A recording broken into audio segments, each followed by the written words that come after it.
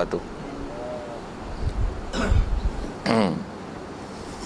Alhamdulillahi rabbil alamin, wassalatu wassalam ala asyrafil anbiya'i wal mursalin wa ala alihi wa sahbihi ajma'in.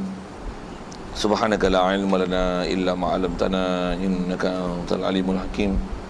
La haula wa la quwwata illa billahil aliyyil azim. Rabbi shrah li sadri wa yassir li amri wa hlul 'uqdatam min lisani yafqahu qawli. Allahumma iftah alaina bi futuhil 'arifin bik. Allahumma ja'alna minal ladzina yastami'una al-qawla fayattabi'una ahsana. Allahumma 'allimna mimma jahilna wa anfa'na bima 'allamtana wa zidna ilman nafi'a ya rabbal alamin. Qala Syekh Musannif rahimahullah ta'ala wa nafa'na bihi bi ulumi fid darain.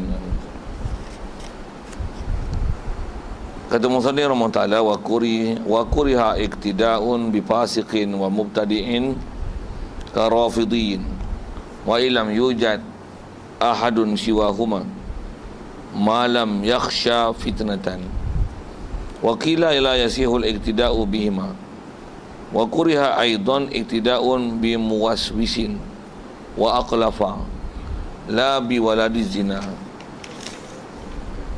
lakinnahu khilaful aula wa ikhtara subki wa man tabi'ahu intifa'al karaha idza ta'adzaratil jama'atu illa khalfa man tukrahu khalfahu bal hiya afdalu minal infiradi wa jazama.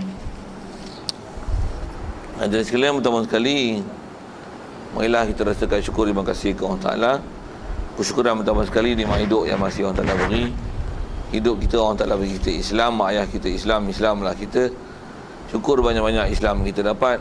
Lebih-lebih lagi kita syukur pada Allah Ta'ala dijadikan hati sanubari kita menerima semua ajaran yang dibawa datang oleh Nabi kita Muhammad sallallahu alaihi wasallam, yang kita tak tolak sikit pun. Bahkan kita terima, yakin sebenarnya apa yang dibawanya adalah betul. Yang dengan itu kita boleh datang ke majlis ilmu, menghadiri majlis ilmu, nak mantapkan ilmu, nak kuatkan ilmu, nak fahamkan ilmu dengan ajaran yang dibawanya. Dengan itu boleh menambahkan keyakinan dan kemantapan kita kepada apa ajaran Nabi kita Muhammad sallallahu alaihi wasallam itu. Syukur juga kesihatan, kelapangan masa diberi, yang dengan itu dapat kita hadir untuk solat maghrib berjemaah di surau ini, dan insya-Allah kita manfaatkan masa yang ada meneruskan bacaan kitab kita daripada kitab Fathul Mu'in ini insya-Allah. Kata Musannif rahimahullah ta'ala wa kuriha iktida'un bi fasiqin. Kalau ikut apa yang kita nak baca tadi lah, masih perkara yang berkaitan dalam bab peraturan-peraturan sembahyang jemaah. Kata dia wa kuriha iktida'un bi fasiqin, dan dimakruhkan mengikut dengan satu orang imam yang fasik. Bi fasik bi imamin fasik. Jadi imam fasik kita ikut dia sah, bersama dengan sah itu makruh. Itu asal yang kaedah paling kuat yang disebut oleh ulama kita. Jadi bila sebut fasik, ambil definisi sikit. Apa dia fasik? Fasik ialah orang yang disebab iman dia sah, Islam dia sah, tapi dia istilahnya ada buat derhaka pada Allah Ta'ala. Derhaka tu sama ada masih meninggalkan perkara yang wajib. Meninggalkan perkara wajib itu maksudnya cuai menuntut ilmu, tak sembahyang penuh 5 waktu. Apa istilahnya? Meninggalkan perkara wajib. Perkara yang wajib, tak bagi nafkah anak bini. Apa yang sepatutnya wajib tu dia tak buat. Tak puasa bulan Ramadan, ada duit tak keluar zakat, sepatutnya kena pergi haji tak pergi haji, membazir. Jadi orang yang terang-terang melanggar, yang asal nak sebutnya ialah tak buat perkara yang Allah Ta'ala suruh wajib. Ada amal ma'ruf, ada benda mungkar, dia boleh tegah mungkar, dia tak tegah mungkar dengan sengajanya. Tu istilahnya fasik. Fasik. Termasuk fasik juga ialah orang yang melanggar perintah Allah Ta'ala. Antara melanggar perintah Allah Ta'ala ni paling besar sekali adalah tak mengerjakan perkara wajib lah. Dah sebut tadi, membuat benda haram. Apa-apa benda haram dia buat. Judi, minum arak, yang pelik-pelik tu tak mahu sebut. Istilahnya buat dosa. Jadi kalau ada istilah dengan sebab fasik macam ni, kita imam kan dia makruh.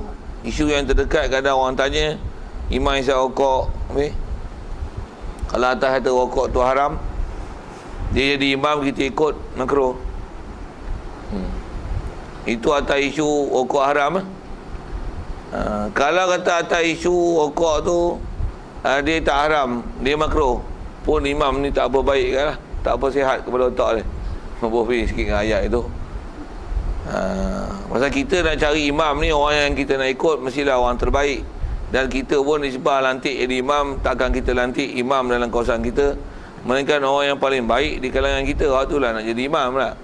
Tapi dah tengok Pasik macam ni, Mangkuk Ayun, cerai, keedah kita mengikut dia. Cuma itulah, kalau cerai pun, cerai tu mungkin dari ada benda yang tak kemas apa, tapi masih lagi taat pada orang Ta'ala, tak ada masalah. Sebab tu tak adalah dapat hukum makruh tu. Tapi kalau Pasik, makruh. Baik, selesai. Sekali lalu tarikhkan Pasik tu. Di Pasik ni, sekarang kita dia bagi definisi macam ni kalau panjang dia. Pasik ni ialah orang yang tak menunaikan hak Allah dan hak hamba, tak tunaikan hukukillah wa hak hukukil adamiyin. Jadi hak Allah Ta'ala apa tu, yang perkara wajib tak buat, ataupun melanggar benda-benda yang haram. Kalau hak manusia apa tanggungjawab dia dengan manusia, ada nahi mungkar, ada hutang sepatutnya kena bayar, tapi dia boleh bayar tapi dia tak mau bayar. Syarah tu panjang tu satu-satu, tapi dobitnya dia tak menunai hak-hak hukukillah dan hukukil adamiyin, tak tunaikan tanggungjawab yang sepatutnya dia kena tunai. Pasik.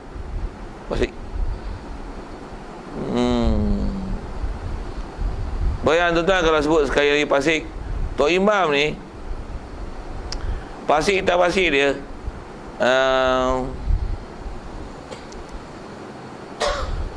nak sebut kata ada benda dicuai dalam menuntut ilmu misalnya. Pasik tak Pasik dia tu, rumah dia dekat masjid, tapi tak pernah nampak muka dia datang ke masjid melainkan hari Jumaat, padahal dia duduk situ.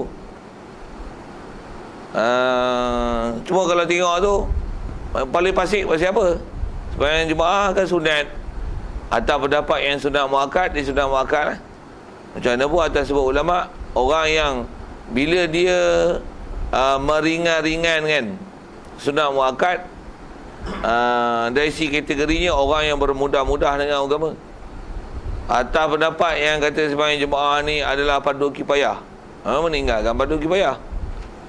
Meninggalkan fardu kifayah masih ada hukum wajib. Pasik apatah lagi bab ilmu, bodoh, tak erti langsung bab jemaah, tak erti bab masbuk muafiq, tak erti, dicuai dalam bab ilmu. Sedangkan dia ni orang nak lantik jadi imam, bab makmum pun tak berhenti, jadi imam, kelang kabut dia ni.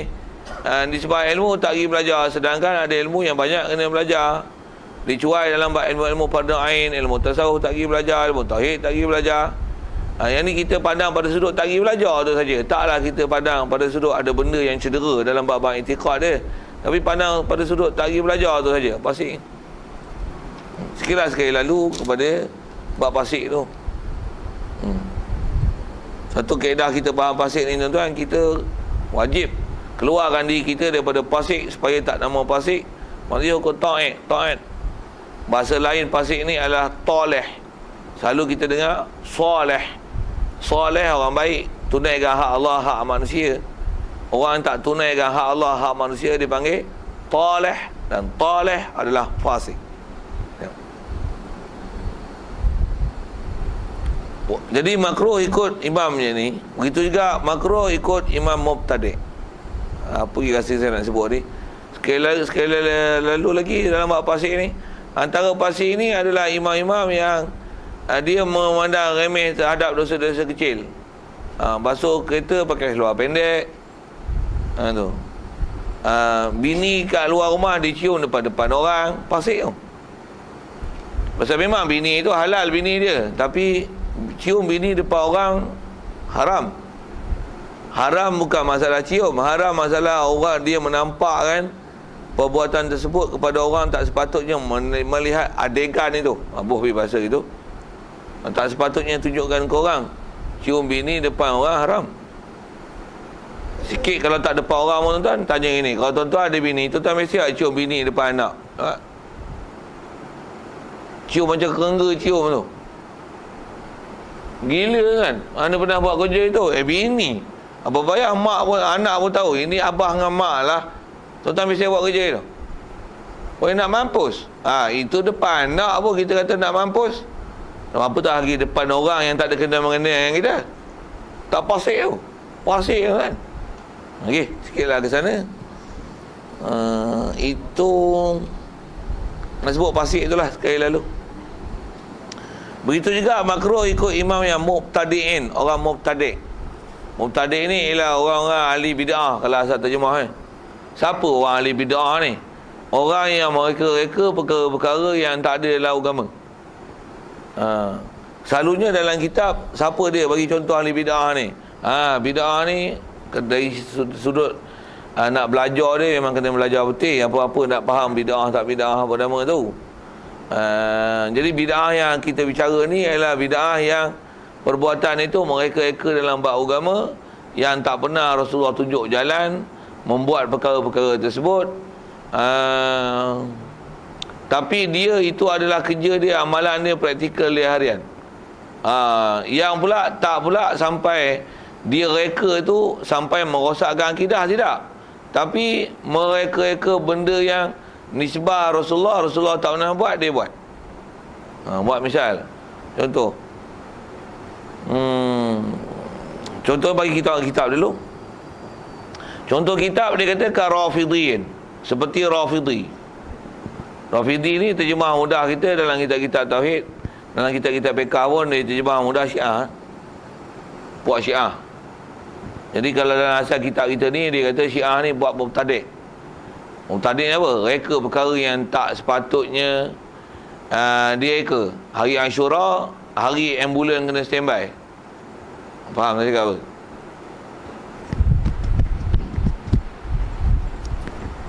Kelar badan, bodoh.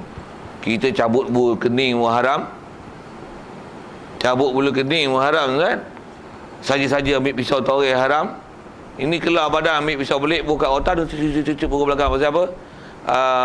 Nak merasakan kesedihan dan bagaimana tersiksanya cucu baginda Nabi SAW dibunuh di Karbala. Itu bukan istilahnya simpati, itu istilahnya meratapi orang yang dah mati. Bodoh kerja tu. Tak pernah disuruh dalam syarak. Yang tu apa? Pasik tu. Dari segi perbuatan pasik, nisbah pandang pada sudut mereka amalan yang pada dia sangka itu adalah pekerjaan yang baik. Itu namanya bid'ah. Dan bid'ah tu bid'ah sesat. Bid'ah yang keluar daripada ajaran syarak yang tak dibenarkan untuk membuatnya, bahkan istilahnya menyalahi tu. Satu, bid'ah yang macam ni dia termasuk juga dalam label dia fasik pasal hukum derhaka pada orang Ta'ala. Yang kita bicara pun bid'ah macam ni, kalau setakat buat benda yang tak menyebabkan jadi kufur, namanya mubtadi' saja. Kalau dia buat benda-benda yang reka, benda yang tak pernah diajar oleh Rasulullah, yang sampai melibatkan bab-bab akidah, dia mubtadi' yang kafir. Tu dahsyat lagi lah. Dah kafir, murtad, tuan-tuan, lagi teruk. Jadi kalau contoh ke Syiah ni kalau zaman lah ni tuan, yang ni dia tulis ni contoh zaman dulu. Syiah dulu dengan Syiah zaman lah ni lain tuan. Zaman lah ni banyak Syiah bengong. Bukan Syiah bengong, yang ahli sunnah pun bengong banyak. Nama je ahli sunnah. Kalau ahli sunnah pun banyak bengong, soal tak? Agak-agak Syiah bengong tak? Lagi bengong 40 kali pada ahli sunnah bengong ni. Contoh, bagi contoh mudah, benda yang berfikir mudah. Saya kata contoh ahli sunnah bengong macam mana? Dia ahli sunnah wal jamaah. Kalau kata nisbah akidah dia beriman Tuhan sebenar untuk ialah Allah Ta'ala, Nabi yang diikut Nabi Muhammad, Khalifah yang pertama ialah Sayyidina Abu Bakar, Umar, Uthman, Ali. Itu ikut kaedah ahli sunnah wal jamaah lah tu. Tapi nak saya kata bengong ni apa? Walaupun Tuhan dia Allah, tapi macam tak ada Tuhan je. Nak pergi masjid pun tidak, nak pergi surau pun tidak, menjalan ilmu pun tidak, ke gereja pun tidak, ke tokong pun tidak, ke kuil pun tidak. Apa ni? Bengong. Tu. Macam mana pun pasik tu. Macam mana pun dari segi kata tak mau menuntut ilmu, tak mau belajar, tak mau taat, pandang pada sesuatu bid'ah. Nabi tak jadi orang Islam gitulah. Macam tu pun nama bid'ah juga. Jadi kalau ikut bid'ah dan pasik ni satu kategori. Cuma pandang pada sudut dia derhaka tu nama pasik. Pandang pada sudut dia mereka benda yang tak ada, itu dipanggil bid'ah. Itulah. Jadi kalau contoh dibagi ke Syiah ni banyak sangatlah benda-benda bid'ah. Antara bid'ah dia yang atas nama perbuatan tu saja dia hukum fasik, berdosa. Apa dia? Dia kalau mut'ah boleh. Tak kira lah bini orang anak dara ke apa, tak kira lah. Nyanyi angguk-angguk suka, setuju. Pakai semalam tak apa, 2 jam tak apa. Lepas tu lepas pada dia tak apa, boleh. Pahala besar lagi. Lagi ramai yang kau mut'ah, lagi besar, lagi tinggi martabat kau dalam syurga. Oh, pening ni dia. Itu zina lah tu. Tu namanya zina. Dia bahasakan tu mut'ah. Sikit kalau saya syarah tu. Mut'ah ni kahwin ke? Tidak. Pasal dia tak ada mas kahwin. Dia tak ada bak nafkah. Pula tu tak ada istilah wali, saksi, cerai, talak, tak ada. Kalau isteri, dia mesti bagi nafkah, makan minum, tempat tinggal, pakaian, dapur, peralatan rumah, mesti bagi itu. Jadi kalau kata dia ambil kesedapan dengan seorang perempuan atau perempuan dengan orang lelaki itu hanya ambil sedap bagi duit, tu zina lah weh. Ubahlah bahasa apa pun, mut'ah ke apa ke, tu macam mana tu? Nisbah buat tu saja, fasik hukum zina, mubtadi' tu. Tapi kalau dia halal, halalkan kafir.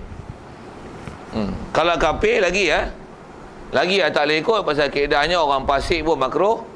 Kafir kita dah bicara buat kafir tu, tak sah ikut orang kafir dia imam. Mana boleh orang kafir dia imam orang Islam? Okey. Jadi contoh ke Rafidah tu, Syiah tu, nak sebut satu-satu banyak, cuma cukup kalau ikut dalam kitab kita, dia kata Syiah ni puak sesat, mudah. Dan tambah zaman Lani tu ada imam 12 pula tu bangkang pula, tak setuju dengan Sayyidina Abu Bakar, Sayyidina Umar, Sayyidina Uthman. Oh, memang bahasa ayatnya jadi kafir lah. Pasal apa? Orang yang jadi kafir tu pasal apa? Pasal orang-orang yang antaranya Sayyidina Abu Bakar, Umar, Uthman, Ali ni ada ayat-ayat Al-Quran khusus yang memuji mereka. Allah pun puji dia, puak Syiah ni mempelekeh dan memperjatuh, bahkan ada yang mempasik dan mengkafirkan Sayyidina Abu Bakar, Umar, Uthman. Tu kata dia ni mubtadi'. Pula tu martabat dia sampai jadi kafir. Boleh jadi kafir ke? Kafir dah lah kalau macam tu. Kalau sedikit keadaan mudah, jadi masalah tak mana. Sayyidina Ali pun ada sekalian, dia tak pernah kata dia ialah orang paling layak jadi khalifah. Puak-puak hak bengok, hak gedik-gedik ni, dia yang kata Sayyidina Ali paling layak untuk jadi khalifah. Tak kelakar tu. Pasal Sayyidina Ali tak pernah bangkang Sayyidina Umar, Sayyidina Uthman, Sayyidina Ali, Sayyidina Abu Bakar, Umar, Uthman, dia tak pernah bangkang. Bahkan masa dia jadi khalifah tu, dia tak pernah kata bila dia dapat khalifah, dia kata macam ni, sepatutnya memang akulah kena jadi khalifah ni, bukan Sayyidina Abu Bakar, Umar, Uthman. Mereka ni dah langgar bendui, 3 bendui dia mana langkah. Aku ni dibendulkan yang keempat. Bohpi lah dengan ayat itu tak? Tak ada, dia tak pernah kata. Dalam keadaan dia jadi khalifah keempat pun dia kata apa? Aku jadi khalifah ni bukanlah aku paling baik, tapi dah hampa dan lantik aku juga. Akulah jadilah khalifah untuk mereka. Kalau sepatutnya dia tu adalah orang paling layak dia khalifah, siapakah? Agak-agak kalau disebut siapa tu, adakah dia akan berdiam diri dan biarkan orang lain jadi khalifah? Kalau kata menjadi khalifah tu paling utama selepas Rasulullah wafat adalah dia, adakah dia boleh berdiam diri? Para sahabat ni orang boleh berdiam diri ke dengan benda-benda yang menyalahi daripada arahan Rasulullah? Mesti tak. Sayyidina Ali bukan pengasas Syiah. Syiah ni puak bangang yang tak betul, yang sesat daripada ajaran Islam. Itulah. Jadi kalau kata siapa-siapa ada pahaman itu jadi imam, buang. Tak boleh jadi imam. Tentu kita tolak pahaman Syiah. Itu Syiah. Termasuk itu Wahabi. Sama tak? Kalau tengok amalan Rasulullah lepas sembahyang dia duduk, dia zikir, dia wirid, dia doa. Ini lepas sembahyang sapu punggung. Rasulullah sembahyang pakai kepiah. Perempuan ni tak mahu pakai kepiah. Fasik, mubtadi'. Rasulullah pakai sorban. Perempuan Wahabi mana ada pakai sorban kan? Nak syarah tu banyak. Tak ada muskilahnya macam mana pun, apa kita nak faham, orang yang dalam status fasik dan mubtadi' makruh imam dengan dia. Satu kalau isu saya sebut yang terdekat tu yang rokok je ni, carilah imam lain, tak ada lagi lah ke imam yang tak merokok tak boleh jadi imam. Tak ada lah, semua imam rokok. Saya tak rokok. Kau belajar elok bagi kau jadi imam, jangan bagi demo jadi imam. Saya tak boleh belajar, pula tak boleh belajar. Benda lain kau boleh belajar, kau tak belajar. Kau pun pasik sama dengan mereka lah. Cuma demo pasik pasal saya rokok, kau pasik pasal aku cuai, tak pergi belajar. Siap, bubuh kali dengan dia kali. Ya tak, sepatutnya tambah kita ni kalau ni sebab dia orang tu dah tak betul, kita kena betul, kita kena ngaji kita betul. Dan kalau kata dia orang tak boleh jadi imam, kita lah kena jadi imam. Dengar elok-elok ayat tu. Kita komplain pandai, bila kita buat kita tak boleh. Mana cik? Mesti kita boleh buat lah apa yang sepatutnya kita kena buat. Dia azan tak betul, awak azan betul, awak azan lah. Waktu yang dia tak betul, ajar dia bagi dia azan betul. Sedap lain hal, masalahnya bagi betul. Kita pun sebut tak betul, macam mana nak ajar orang nak bagi di jalan betul? Okey, seumpama tu lah ayat-ayat tu. Jadi yang tu pun kalau faham tu semak kat kita je lah. Kita nak orang baik, nak ikut mesti orang baik. Jadi kalau orang tak baik, tak matching tu, satu ada makruh Okey.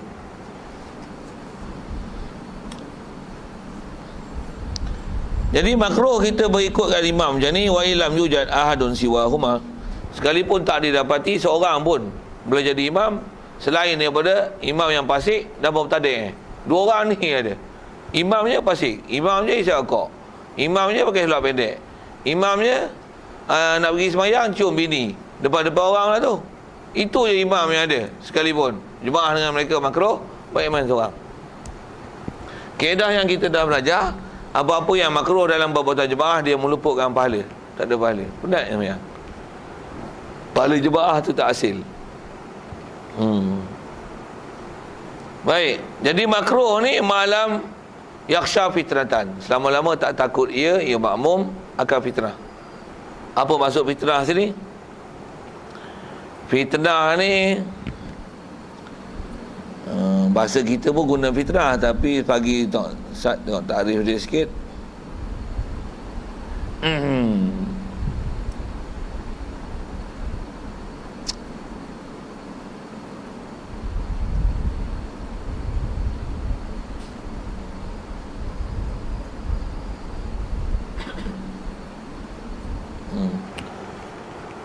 Selama-lama dia tak takut fitnah. Masuk fitnah ni, kalau dia tak ikut imam ni, nanti akan dia tangkap, dipenjara, diseksa, dipukul, disaman, apa lagi diperhatikan, ada spy ikut. Itu antara fitnah tak ikut imam yang macam ni. Jadi fitnah yang macam ni maksudnya dengan sebab kita tak ikut ni, kita ditohmah, kita dikata orang macam-macam. Tu tang nisbah kata. Silsilah dia ada spy ikut, betul ditangkap, dituduh sebagai golongan anti kerajaan, menyalahi imam, tak mau ikut pemerintah, haluan kiri, fitnahnya tu. Saya silap kena tukar pergi sekolah lain, jabatan lain, pasal saya tak ikut imam macam ni. Imam ni pula imam kerajaan. Yang dilantik oleh kerajaan pun kerajaan fasik. Yang dilantik jadi imam semua fasik-fasik. Jadi bila kita tak ikut, nama kita kena ambil. Sagi susah lah kita punya kehidupan. Nama kena ambil, kena hantar sana, transfer sini. Tu antara fitnah masuk sini. Jadi kalau takutkan fitnah macam tu, pula tu dia buat pula dahsyat-dahsyat, teruk-teruk dia buat ke kita. Pada masa tu, oleh kerana takut fitnah macam ni, imam fasik pun fasik lah, ikut je. Kalau masa macam tu, buat misalnya kan, kalau zaman ni, kalau tak buat semayang pun nak, kita masuk bopi lah, contoh apa, masuk jabatan kerajaan. Jabatan kan aja tahu agama, tapi kepiah dia tak pergi pakai, janggut dia tak pergi simpan. Masuk je, cukup janggut, pakai kepiah putih je. Ustaz, kalau boleh hitam, dan kalau boleh songkok lah, kepiah tak boleh. Ingat Ustaz, yang main ni hari pertama Ustaz terampus ni, nanti kena pergi tempat jauh lagi tau. Main kerajaan dah bagi warning macam tu. Awal-awal lagi masuk sekolah kan. Hari pertama briefing lapor diri, kena bagi ayat tu lah. Ni tempat baru ni, tempat lama satu hal, jangan mau masuk 2-3 hari kena pindah pula tempat lain. Awal-awal lagi dah briefing macam tu. Kacau lah tu fitnah tu. Kalau disebab rakyat ataupun makmum dengan pemimpin, fitnah tu lah. Pasal bab fitnah ni dia mesti disyarah betul dalam konteks apa kita bicara hukum. Kalau dalam bab makmum imam, inilah maksud fitnah ni. Kalau orang perempuan tak tutup aurat, ataupun kita lihat orang perempuan, nanti kita kena fitnah. Fitnah tak mana? Maksud lain fitnah tu. Bukanlah fitnah tu kena tangkap, nanti spy ikut kita pasal kita tengok orang perempuan. Tak ada, tu maksud fitnah lain. Fitnah macam tu, fitnah macam mana? Fitnah macam tu, kita haru dah tengok orang perempuan lawa, tidur pun ingat dia, mimpi pun ingat dia, duduk mata celik tengok bini tapi nampak dia. Tu fitnah kat kita. Itu fitnah masalah tengok perempuan. Yang ni fitnah masalah tak ikut imam. Macam tu lah sekali lalu huraian untuk kata fitnah. Jadi kalau ada suasana esok kita bersembahyang berjemaah yang imam teruk macam ni, kerajaan macam tu, kalau kita tak ikut nanti nama dicatat, kena buang, kena tukar di pulau lah, apalah, bantuan semua tak bagi. Sepatutnya kita orang susah boleh dapat BRIM 650. Pasal tak ikut imam ni, kena potong nama. Ikut je lah saat belakang. Dah dapat 650 tinggal. Sikit lah saya nak ajar tu.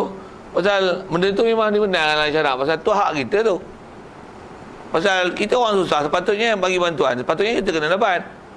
Tapi dengan sebab kita tak ikut dia, dia tak bagi. Tak betul dia pengurusan tu. Dia atas prinsip bagi orang susah, siapa susah bagilah. Tak kira lah orang sokong tak sokong kau. Boleh faham?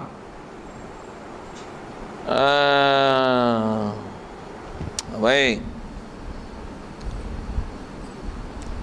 Jadi kalau ada suasana fitnah macam tu, dari segi hukum haruslah kita nak mengikut imam. Wakilah qala ba'du ulama.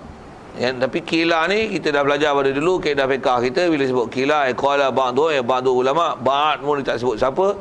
Kila pula dalam fiqh dipanggil sirah tabrib. Maksudnya satu lafaz untuk menunjukkan pendapat ni qaul dhaif. Jadi baca je lah, macam mana pun nak sebut. Yang ni ada sebagai ulama kata pendapat macam ni. Apa dia? Ada pendapat ulama kita lagi keras bab ni. Dia kata apa? La yasihul iktida'u bihima. Tak sah ikut dengan fasik dan mubtadi'. Ahli bid'ah fasik tak sah. Imam pakai luar pendek, imam isyak rukuk tak sah ikut. Ada yang pendapat ulama kita kata macam tu terus. Tapi yang ni pendapat apa? Qilah, pendapat dhaif. Kuatnya pendapat pertama tadi yang kata apa? Dia cakap makruh ya. Taklah sampai tahap tak sah. Okey. Imam apa? Imam pegawai custom. Custom ni hukum menyamun. Imam pegawai JPJ. JPJ pun menyamun juga. Saya nak syarah panjang lah, cukup dengan bahasa penyamun tu lah kan. Penyamun. Tapi jadi imam. Macam mana? Kalau atas hukum asal makruh. Atas pendapat sebagai ulama ada kata tak sah tau. Satu, kalau kita ada boleh buat operasi buat surau lain, buat surau lain. Ada rumah taman apa kita boleh buat operasi buat jemaah kita pula. Tak payah ikut dia. Kita nak tukar tak boleh pula. Tukar pula nanti kita pula kena macam-macam. Pandai-pandai pula nak tukar. Yang ni dah dilantik kerajaan, telah ditauliahkan, telah dibagi ni jawatan dia macam ni. Dia pula jadi pegawai, dapat gaji macam ni. Kita sabar. Dia orang pula ada degree, ada doktor, ada profesor, ada PhD. Sambil-sambil itu ada buat degree-degree dia orang lah. Agamanya pula tu. Kita apa betul tak? Kopi orang cerai lah tu. Tak ada CJ apa. Macam mana nak lawan? Sikit lah bayangkan suasana tu kan. Kalau ada kuasa senang ya. Hak pasir ni belah. Bagilah orang yang sepatutnya jadi imam. Itulah kan. Tapi sikit lagi kalau sebut macam tu, zaman lah ni boleh buat gitu lah. Maksud saya boleh buat tu, memang ada lah orang ni imam kita buang ni, kita bagi orang sepatutnya jadi imam, jadi imam. Jangan tak tahu kan. Kadang-kadang dia sampai dalam kampung tu tak ada siapa jadi imam. Hak ni lah yang bagus sikit pun. Hak ni lah bagus ni. Baca pun boleh tahan apa-apa. Tapi duk pakai seluar pendek tu, duk isyak rukuk tu, duk ngerap betina tu, salah dengan perempuan biasa, selamat lah. Tapi Fatihah dia, hak dalam kampung dia paling bagus ni. Dia lah kena lantik jadi imam. Kita roh duk tak boleh sebut tu, ngaji tak rajin. Tapi taklah perangai macam dia. Taklah isyak rukuk, taklah salah dengan betina. Apa habis tu? Jadi tentu baik sikit lah. Tapi ada masih tak baik, tak kira ngaji elok. Tu pun tak baik kan tu. Tu pun pasik kan tu. Jadi sama-sama pasik. Macam mana pun sama-sama pasik, makruh tak ikut. Jadi jangan bagi jadi pasik. Pasal wajib keluarkan diri kita jadi taat. Tu.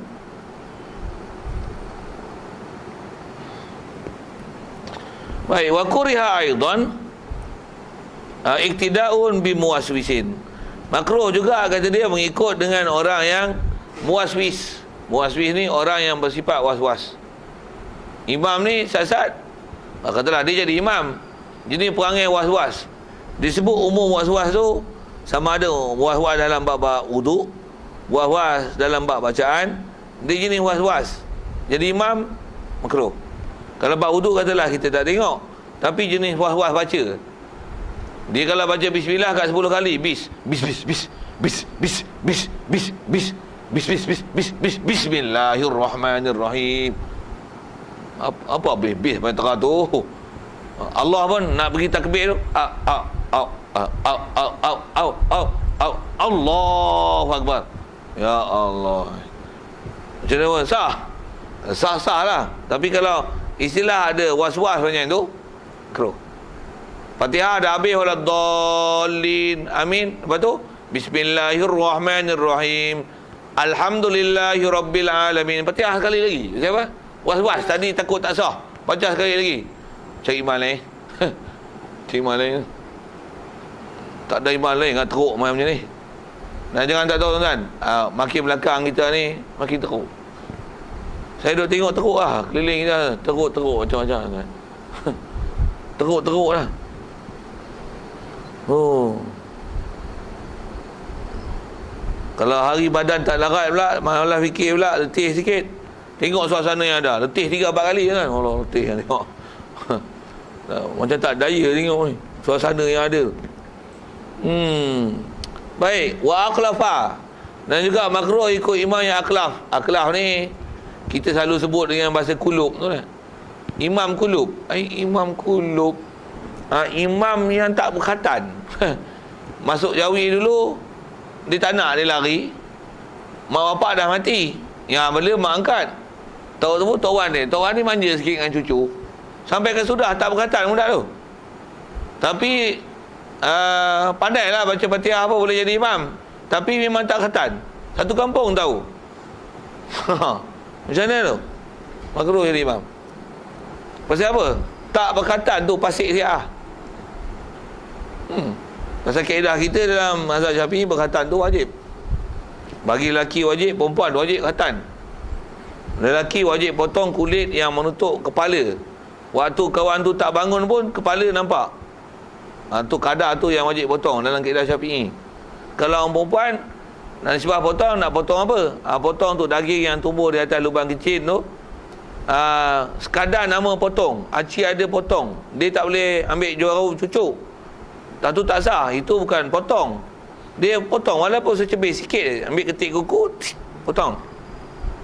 Kaedah perubatan nak sterilkan, bakar apa satu hal lah. Tapi saya nak sebut kadar dia, walis mamin unsa, mesti nama potong tu dikerat daripada orang perempuan. Kadar tu dia kata kerat habis lah, bukan suruh berhabis. Acik ada nama kerat. Itu adalah khitan yang wajib dalam kawaid Syafi'i kita. Tak lelaki tu lah, kita tak perempuan dan lelaki. Dia kulub tu, tak berkhatan tu, tu pasik dah. Nombor satu makruh. Tak was-was ni, sikit lagi kalau tengok. Pasal apa orang was-was ni hukum makruh? Pasal was-was tu menunjukkan ilmu dia tak mantap, dia cuai bab belajar. Satu was-was, tentu pasik dah. Kalau orang was-was ni selalu ilmu tak cukup, satu main was-was kan. Bila was-was, patutnya dia kena belajar bagi ilmu cukup, menghilangkan was-was. Was-was ni daripada syaitan. Apa kawaid ilmu dia? Nak asal ghalib ke apa ke, mesti dia kena faham dengan tepat, dengan betul, sampai istilahnya dapat zon ataupun yakin dengan amalan dia nak buat, supaya tak datang was-was. Dia duduk biar was-was tu, itu istilah cuai untuk ilmu, tu pasik. Satu makruh ikut. Dan dia kata wala bi waladi zina, wala yukrahu iktidaun bi waladi zina. Tak makruh berimamkan dengan anak zina. Kitab kita Fathul Mu'in sebut macam ni. Ada kitab-kitab lain dia sebut makruh anak zina jadi imam. Yang ni pun saya tak perhati elok ni, tapi kalau ikut asal kitab kita tak makruh anak zina jadi imam. Pasal yang masalahnya bukan dia yang berdosa, bapa dia, mak dia. Anak tu tak ada masalah dosa. Jadi kalau dia baik, dia bagus, dia mengaji, jadi imam, macam mana? Makruh ikut dia? Tak ada makruh. Kalau asal kitab tak ada makruh.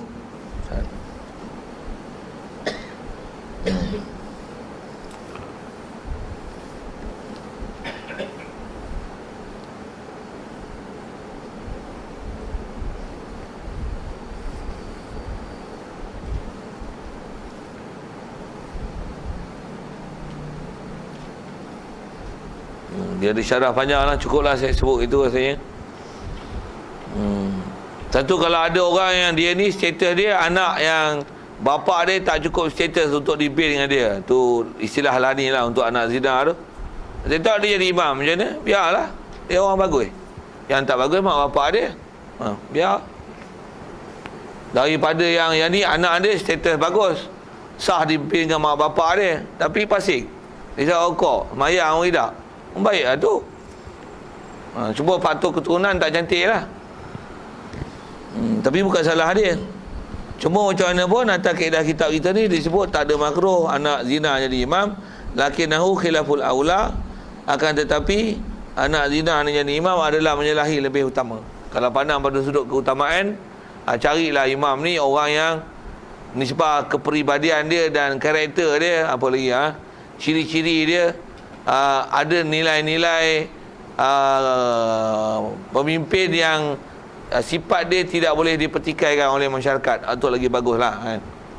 Keturunan baik, orang pun baik, mak bapak baik, semua baik-baik. Itu memang tak ada siapa bertikai. Yang ni memanglah dia baik, bagus, tapi mak bapak nanti orang kata apa? Ada imam bagus pun anak luar. Ada jalan lagi orang nak kata. Jadi cuma dia menyalahi aula. Bila tak ada makruh, maksudnya berjemaah hasil pahala, dapat fadilat. Baik, waqtara subki wa man tabi'ahu intifa'al karaha idza ta'azzaratil jama'atu illa khalfa man tukrahu khalfahu. Habis selesai bab masalah anak zina tu. Berkata telah memilih oleh Imam Subki. Ini pendapat Imam Subki, individu dia, pendapat dia, masalah fasik dan orang mubtadi' ni. Dan waman tabi'ahu, dan sesiapa mengikut Imam Subki, dia kata macam ni. Dia pilih apa? Intifa'al karaha idza ta'azzaratil jama'atu illa khalfa man tukrahu khalfahu. Dia kata ternafi makruh berjemaah apabila teruzur nak berjemaah, tak boleh nak buat jemaah melainkan di belakang orang yang dimakruhkan berjemaah di belakang dia. Apa maksud sekali lalu bahasa kita? Orang ni memang dia ni fasik, pakai seluar pendek, isap rokok kuat, adalah itu. Dia jadi imam. Tak ada dah jemaah yang kita nak boleh cari melainkan jemaah ni je. Kata Imam Subki, apabila tak ada jemaah lain yang boleh dicari melainkan ini sajalah jemaah yang dapat, yang kita nak boleh berjemaah, maka ikut dia tak ada makruh dah pada masa tu, pasal tak ada dah imam yang lagi bagus untuk kita berjemaah dengannya. Siap. Itu pendapat Subki. Macam mana pun atas pendapat asal makruh tu adalah, yang ni pendapat individu dia. Bali afdalu minal infiradi. Bahkan kata Imam Subki, kita sembahyang di belakang imam yang fasik macam ni, sedangkan tak ada jemaah lain dah yang nak boleh diikut, imam ni aja yang ada. Berjemaah macam ni lebih afdal daripada sembahyang seorang. Kata Imam Subki. Ya. Asal kaedahnya apa dia? Kalau imam tu ikut dia makruh, baik sembahyang seorang daripada berjemaah. Di atas nak pelihara masyarakat, ikutlah pendapat Imam Subki kalau nak ikut. Kita tengok masyarakat macam mana. Kalau kita tak pergi sembahyang jemaah, orang alat, apa ni tak sembahyang jemaah, tapi imam yang ada pun macam tu lah. Imam fasik tadi tu lah. Kalau ada contoh lagi fasik kan, saya tengok fasik ni banyak zaman ni. Apa dia? Katalah imam ni peribadi bagus, tapi dia baca ayat Quran, dia langgar hukum tajwid banyak kan. Gila babi punya hukum langgar kan. Saya kata langgar gila babi ni pasal teruk kan. Kalau sampai ubah makna, haram dia baca Quran tu. Dan kaedah membaca Quran dengan yughayyirul makna, dia ada lahnun yughayyirul makna, ada kesalahan yang boleh ubah makna, dia boleh batal sembahyang tu. Kalau dia baca benda yang boleh mengubah makna, walaupun yang ubah makna tu bukan Fatihah. Kalau Fatihah jelas sangat lah tu. Kalau dah salah Fatihah, yang ni salah ni bukan Fatihah, salah ni ayat Quran. Salah tu kadang-kadang salah tu katalah masalah kita ambil isu tak ubah makna lu, tajwid langgar, tak ada hukum dengung-dengung. Kalau baca surah An-Nas tu baca macam mana? Qul a'udzu birabbin nas, malikin nas, ilahin nas, ilahi min syarril waswasil khannas alladzi yuwaswisu fi sudurin nas minal jinnati wan nas. Allahu akbar. Ingat batang kayu lah baca. Tak ada dengung-dengung langsung. Qul huwallahu ahad, Allahu samad, lam yalid walam yulad, walam yakul lahu kufuwan ahad. Ai. Wa sama'i wa tariq. Wa ma adraka man tariq. Tariq. Ikut dah dia baca. Itu kalau baca luruh keras tu. Kadang-kadang bunyi berlagu bagus tapi tak apa-apa dia baca. Langgar hukum. Padahal minta maaf lah yang berapa bisa faham pasal berbutir pun tak pasal nak laju kan. Kadang pergi tebuk ayat-ayat Quran jauh-jauh, kita pun tak apa, dia apa nak sembahyang pun apa, betul baca mula kalang kabut lagi tergagar. Lepas tu baca pula tu tak apa-apa lah dia baca. Kita dengar pun kita tak apa, tapi baik kita diam daripada dia baca macam dia baca macam tu kot ayat ni. Banyak orang kita lah ni pasif macam tu. Kalau saya dia kata pasif ke siapa? Pasal satu meninggalkan hukum tajwid. Wala akhdhu bil tajwid hatmun lazimu malam yujawidil Qur'ana asimu. Membaca Quran dengan bertajwid adalah wajib. Malam yujawidil Qur'ana asimu. Siapa baca Quran tak ada tajwid, tak ada panjang pendek, dengung betul, asim, berdosa. Pasal apa? Li'annahu bihil ilahi anzala. Allah Ta'ala turunkan Quran yang Rasulullah baca dengan bertajwid lah Quran diturunkan. Daripada Rasulullah sampai ke kita macam itulah salah silah yang dibaca Quran dengan bertajwid. Habis tu dia langgar, pasik. Tak pergi belajar, pasik 2 kali. Tak pergi belajar satu, dah pasik, tak pergi belajar. Untuk beramal pula, beramal dengan melanggar hukum, 2 kali pasik. Jadi imam pula, makruh ikut. Saya baca-baca bab macam ni, saya teringat salah seorang guru yang saya pernah jumpa dalam bab-bab ni, yang ditagih sembahyang jemaah. Pasal ni orang tak faham, orang kata tok guru gila. Kan dia gila, hampa orang kampung yang gila. Dia jawab satu-satu kan. Tuan guru tu almarhum Tuan Guru Haji Cik lah, yang kat sini saya tak baca kitab tu, kitab yang Paku Iman tu. Dia duduk kampung tu lama. Umur meninggal pun 100 lebih kan. Bayangkan kampung tu kenal tak kenal dia. Dia kata aku kenal daripada keturunan kampung ni, anak, cucu, cicit, piok, perat, aku kenal sebiji-sebiji. Siapa bapaknya, siapa maknya dalam kampung ni. Dulu dia mengajar kat masjid. Yang mengaji apa orang? 3 orang. Dalam kampung tu mengaji ramai-ramai tu 3 orang mengaji. Anak-anak dia semua sekolah kebangsaan. Sekolah kebangsaan nak ngaji agama apa? Mana retinya? Ajar tauhid, ajar fiqh, 3 orang mengaji. Kena hujan sikit seorang. Ramai sikit bila hari cuti adalah 7-8 orang. Tak mengaji kan? Tunggu besar. Dia sampai buat keputusan apa dia? Tak pergi sembahyang Jumaat. Jangan kata sembahyang fardu, sembahyang Jumaat tak pergi jemaah. Tak pergi sembahyang Jumaat. Pasal apa? Orang kampung ni walaupun ramai pergi sembahyang Jumaat, walaupun angkanya ramai, tak sah sembahyang Jumaat dia mai. Pasal apa tak sah? Bukan masalah tak sah 40 tu. Tak sah apa? Tak sah pasal setiap ahli dan sembahyang Jumaat tu akidah tak sah pasal tak pernah mengaji. Tak mengaji jahil kan? Tuan, macam mana nak tahu sifat Allah Ta'ala? Macam mana itikad dia dengan Rasul? Pasik gila babi punya. Mengaji tak mari. Jemaah memang itulah jemaah awal. Mana ada Zuhur Asar tak ada orang. Dia lah azan, dia lah qomat, dia imam, dia makmum. Banyak seorang. Atau dia tak, dia sampai buat keputusan dia tak pergi sembahyang Jumaat kan?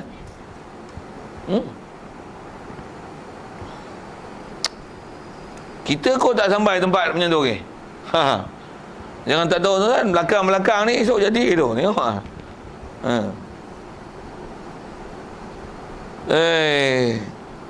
tu kata letih dengar tu kan. Tambah mikir lah Allah letih kan. Letih. Dalam main jauh-jauh letih 3-4 kali lah. Letih kan. Tengok.